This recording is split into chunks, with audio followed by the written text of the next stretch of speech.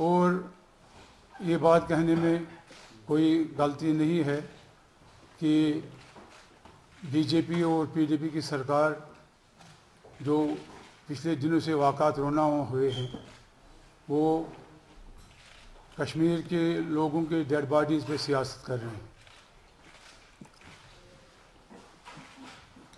जिस तरह वाक़ात रोनुमा हुए, चादुरा का वाक़ा हुआ, स्टार्ट वहाँ से हुआ और 3 सिविलियन को मारा गया और उसके बाद पोलिंग के दिन डिस्ट्रिक्ट बड़गाम में जहाँ चादुरा वाक़ा है उसी एरिया में 8 लोगों की जानें ले गई और गांधरबल में भी एक जवान की जान ले ली गई।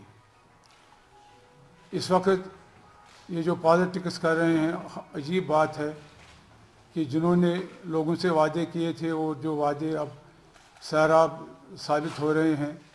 अनंतनाग में इलेक्शन कैंसिल करना एक दूसरी सियासत है और एतराफ़ शिकस्त है।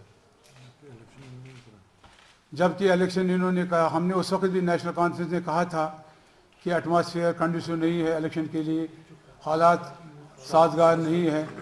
हमने ये कन्वे किया था बार बार, लेकिन ये फैसले इन्होंने खुद लिए और इनको आज ये भुगतना पड़ता है। आज जो सारी रियासत में ख़ासकर कश्मीर में सूरत हाल है, बद से बदतर सूरत हाल होती जा रही है, इसके लिए सरकार जिम्मेदार है।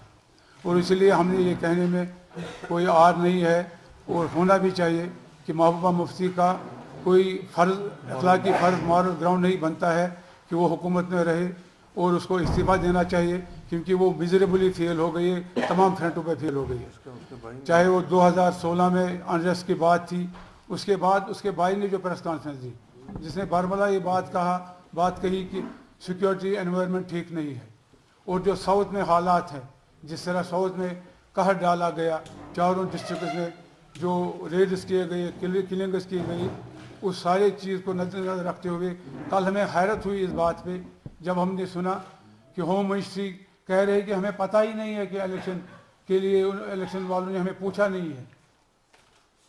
पीडीपी के स्पोक्समैन कह रहे हैं कि हमने भी चिट्ठी लिखी थी इलेक्शन मत करा। फिर इस रियासत में हुकूमत कौन कर रहा है?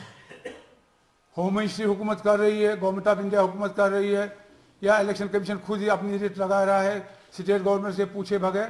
आखिर हुकूमत कौन कर रहा है? ये टोटल फेलियर है चीफ मिनिस्टर का एज होम मिनिस्टर और हेड ऑफ द स्टेट की। जो हालात रोनुमा हुए और जिस तरह हालात काबू से बाहर हो गए, आज रियासत में जो पोजीशन है वो आप सब पे आया है।